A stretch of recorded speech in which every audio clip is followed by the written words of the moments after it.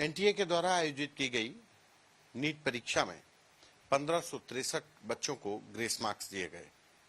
मामला supreme court तक पहुंचा तो सुप्रीम कोर्ट में सुनवाई के दौरान एनटीए ने कह दिया कि अब हम 1563 बच्चे जिनको ग्रेस मार्क्स दिए गए उनका दोबारा एग्जाम होगा। लेकिन इसके बाद भी क्या यह मामला शांत हो गया है? लखनऊ के ऋषि शुक्ला ने एनटीए के री एग्जाम के फैसले पर आपत्ति जताते हुए सुप्रीम कोर्ट ने फिर से एक शिकायत दर्ज कराई है। भारत के मुख्य न्यायाधीश को ऋषि शुक्ला ने एक पिटीशन भेजी है जिसमें उन्होंने एनटीए के द्वारा जो फैसला लिया गया उस पर तमाम सवाल खड़े किए। हमारे साथ बात करने के लिए ऋषि खुद ही है। आपने फिर एक सुप्रीम कोर्ट के चीफ जस्टिस को आपने भेजा हुआ है, क्या दोबारा से जरूरत पड़ी? अब तो एनटीए ने मान लिया कि वो दोबारा एग्जाम कराएंगे ग्रेस मार्किंग में। एनटीए ने दरअसल माना नहीं है। एनटीए ने सिर्फ देखा जाए अगर आज तो जब इतना बवाल बढ़ गया था ग्रेस मार्क को लेके, तो एनटीए ने आज इस चीज को बोला कि बच्चों के भय को देखते हुए उन्होंने कमेटी को गठित किया जिसमें उन्होंने बोला कि हम ग्रेस मार्क्स को वापस लेते हैं।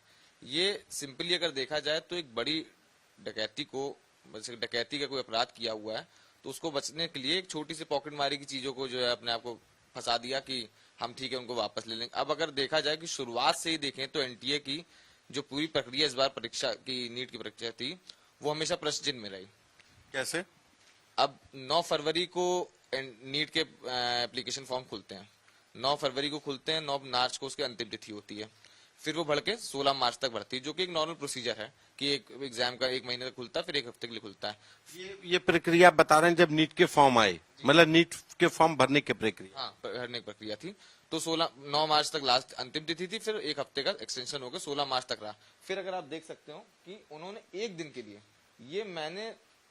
ये बहुत ही बड़ी चीज है कि उन्होंने लिखा है कि meanwhile a few request were received from the candidate to reopen the registration window of NEET UG 2014 as they could not fill their form due to various unavoidable reason. 9 अप्रैल से 10 अप्रैल 2024 तक फॉर्म खोलना एक बहुत बड़ा प्रश्न चिन्ह की बात है। 24 घंटे के लिए फिर दोबारा फॉर्म भरवाया गया।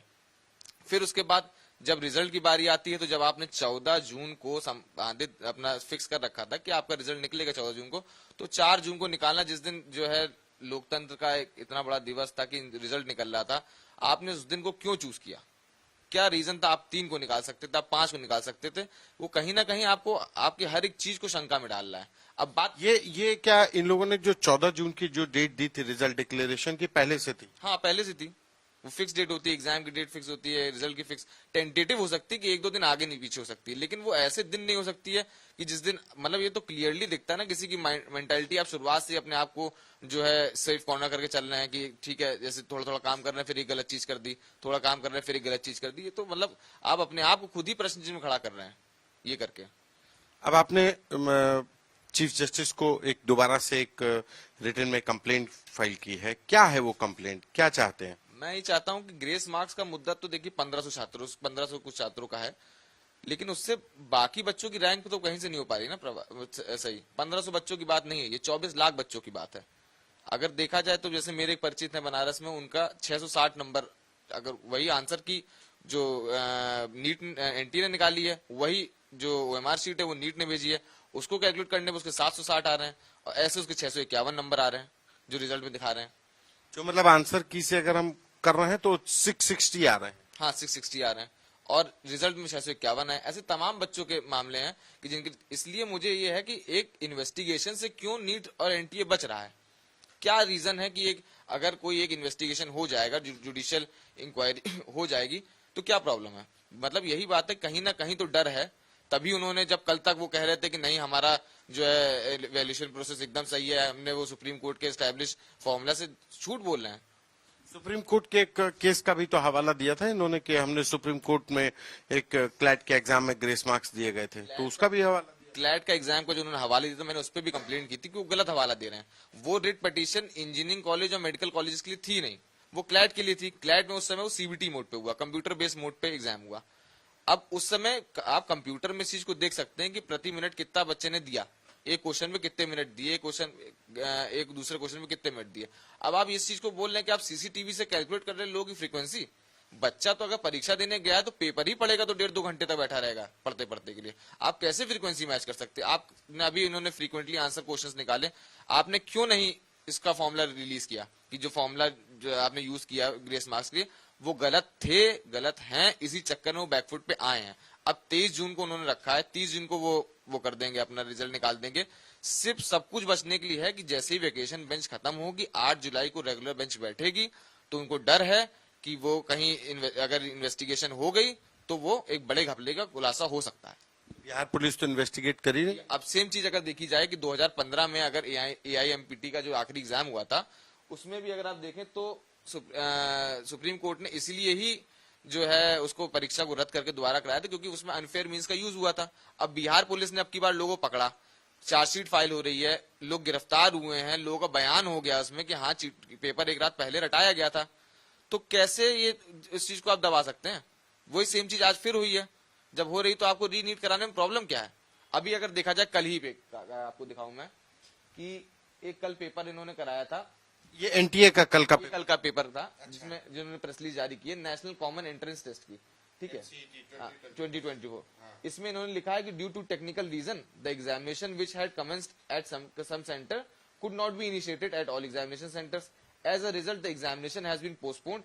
अ new date of NCET 2024 will be announce soon through the official NCET portal. अब जब आप जो चीज पहले से करते आ रहे हैं, एनटीए ने 12 जून को एक जो पेपर हुआ था, ये पेपर हुआ था, कल ही पेपर हुआ था, और इन्होंने कुछ टेक्निकल कुछ इश्यूज हुए तो उन्होंने पूरा कैंसिल कर दिया। जब वही चीज सेम चीज रही भाई वहां पे अगर जो अब जब अगर देखें तो कल जो हरियाणा का जो सेंटर था वहां के प्रिंसिपल ने साफ मना कर दिया कि नहीं, टाइम पे पेपर शुरू हुआ, टाइम पे पेपर खत्म हुआ, वो तो बयान देने के लिए तैयार है कोर्ट में। अब जब वो डर लगा उनको कि हाँ, यहाँ पे एनटीए ने कहा कि यहाँ पर टेक्निकल फॉल्ट की वजह से देर में बच्चों को कंप्यूटर, हाँ, तो वहां वो बोल रही है कि जो है ऐसा कुछ नहीं था, समय से पेपर शुरू हुआ, समय से पेपर खत्म हुआ, तो उनके अंदर डर है कि अगर वो सामने आ गई चीजें तो फिर चीजें फंस जाएंगी और वो सवाल के घेरों में आ जाएंगे। फिर उनको अभी वही मैं सोच रहा हूँ ना कि क्यों डर रहे हैं इतना, क्या डर है कि एक इन्वेस्टिगेशन, मैं कह रहा हूँ कि रीनीट का एग्जाम आप इन्वेस्टिगेशन की बात करिए जो कमेटी का है, ठीक है, एक बड़ा निर्णय है वो किसी के मेरे कहने या किसी कहने से नहीं हो सकता, लेकिन इन्वेस्टिगेशन तो किसी की चीज, 24 लाख बच्चों की बात है, 24 लाख। अब ये जो आपने आज ग्रेस मार्क की बात कही कि उन्होंने हटा दी ग्रेस मार्क्स तो हटा दिए, आपके चक्कर में तो जो रिजल्ट आपने ऊपर नीचे आपका हो गया, उस चक्कर में 60 से अधिक बच्चों ने सुसाइड कर लिया भारत में। उसका जिम्मेदार कौन है? क्या एनटीए जिम्मेदारी लेगी इस चीज की, उन बच्चों की, कि वो जो बच्चे मरे क्या वो वापस ले आएगी उन बच्चों को? उनकी जरा सी भूल के चक्कर में आज 60 से ज्यादा अधिक बच्चे मर गए, कितने बच्चे डिप्रेशन में आ गए। इतने अभिभावक रोज एनटीए के ऑफिस के बाहर धरना दे रहे हैं, क्या उनको उनकी जो समय बीत रहा है, उनकी जो कष्ट है, उनको उनका जवाब दे सकती है क्या? मानवता एकदम समाप्त कर चुकी है एनटीए, और कुछ नहीं है। वो सिर्फ अपना फायदा देख रही, अपने आप को बचाने का देख रही, बस, और कुछ नहीं है। लेकिन अब सुप्रीम कोर्ट में तो मामला चल रहा है, तो उसमें एनटीए ने रीनीट मतलब जो ग्रेस मार्क्स का था इशू, उस पर राजी भी हो गई है। तो अब आगे क्या होगा? चूंकि आप लॉ स्कॉलर हैं, कानून से जुड़े हुए हैं, और हाई कोर्ट लखनऊ बेंच में भी आप एक्टिव हैं, तो क्या अब आगे होगा? ये डिस्पोज हो गया या अभी इसमें जो पिटिशंस 3 फाइल हुई हैं इसमें अभी आगे और भी इसमें प्लीज हैं? अभी सिर्फ एक मुद्दा खत्म हुआ है ग्रेस मार्क्स का।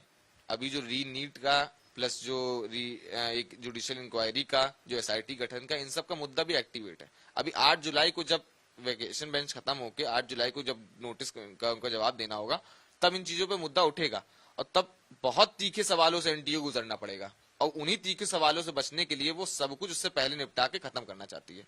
जो मुझे लगता है देखने से, जो प्रत्यक्ष रूप से दिख रहा है, पहले प्राथमिक रूप में दिख रहा है कि वो यही है। तो आपने इसी को लेकर के चीफ जस्टिस से शिकायत? हाँ, मैंने इसी को लेकर शिकायत की है कि जो है ये ग्रेस मार्क्स को हटाने निर्णय तो ठीक है जो निर्णय है, लेकिन एक इन्वेस्टिगेशन तो जरूरी है, क्योंकि इतनी सारी खामियां हैं। खुद सुप्रीम कोर्ट बोल रहा है कि इसकी सेंसिटिविटी में जो है, जो इफेक्ट आया है एक पेपर की कॉन्फिडेंशियलिटी में एक इफेक्ट आया है, तो उसमें मुझे लगता है कि जांच होना चाहिए। ये ऋषि शुक्ला हैं, लॉ स्कॉलर हैं, लखनऊ के राम मनोहर लोहिया लॉ यूनिवर्सिटी के, और जिन्होंने चीफ जस्टिस को दोबारा एक पत्र लिखा है और कहा कि इस मामले में एनटीए के द्वारा एक अपनी बड़ी चोरी को छिपाने के लिए ये स्वीकार कर लिया गया कि हम रीनीट करवाएंगे ग्रेस मार्क्स देने वाले जो 1563 बच्चे थे। लेकिन यहाँ पर सवाल उन लाखों बच्चों का है जिन्होंने नीट की परीक्षा दी थी अपने बेहतर भविष्य के लिए, लेकिन ग्रेस मार्क्स का जो सिस्टम अपनाया गया उसकी वजह से तमाम बच्चों ने सुसाइड किया। उसके लिए कौन जिम्मेदार होगा?